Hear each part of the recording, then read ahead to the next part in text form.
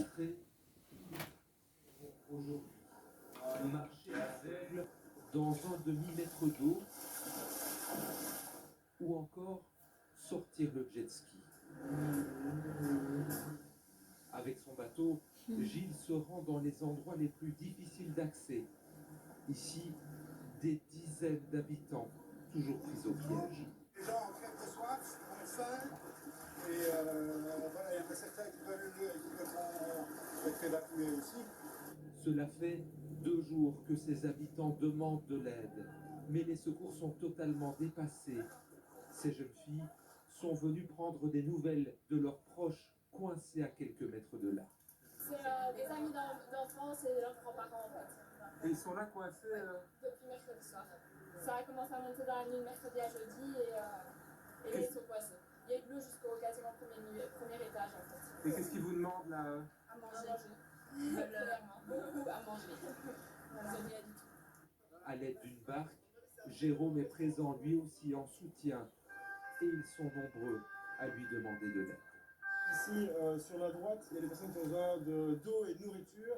Et ici, on a 6 personnes aussi sur la droite qui ont besoin aussi d'eau et de nourriture, des bonbonnes d'oxygène, etc. Donc là, on va faire un peu tout le tour ici.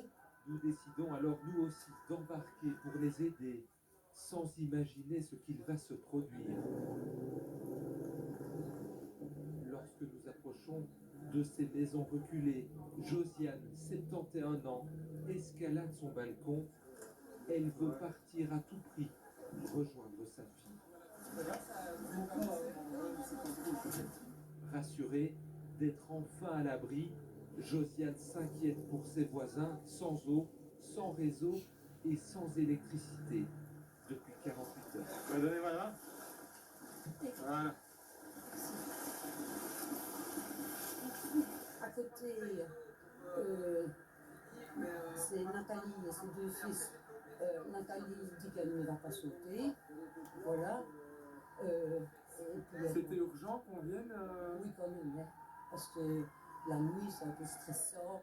En plus, on savait que ici, on avait déjà sauvé des personnes ici, et nous, on criait. Ouh.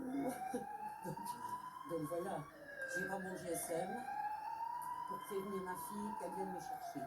Ça, c'est autre chose. Un peu plus loin, Eva a elle aussi besoin d'aide. Son chat est resté coincé à l'intérieur lors de la montée des eaux.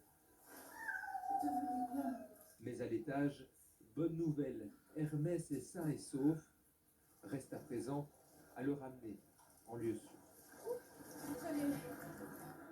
Voilà pour ce reportage de Michael Menten et Benjamin Vanquez qui est parti un peu trop rapidement. Sur place à Tilf, on vous retrouve. Michael, bonsoir.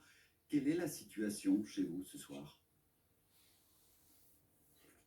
Eh bien ici, Luc, c'est le soulagement. Tous les habitants sont en train petit à petit de revenir ici à Tilf où tout était encore sous eau cet après-midi. Les commerçants retrouvent leurs boutiques. Vous les voyez derrière moi.